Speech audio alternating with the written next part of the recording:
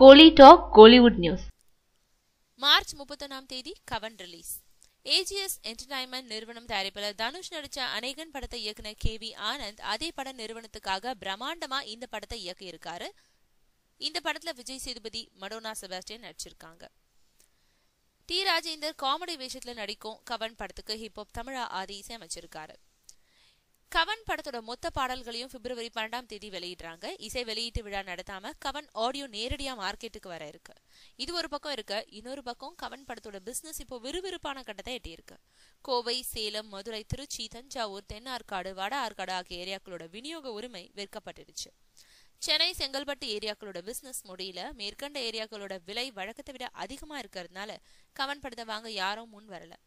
அதனால படத்தை தயாரிச்ச ஏஜிஎஸ் நிறுவனமே நேரடியா வெளியிடுது. உலகமெங்கும் கவன் படத்தை மார்ச் 31ஆம் தேதி ரிலீஸ் செய்ய திட்டமிட்டிருக்காங்களா.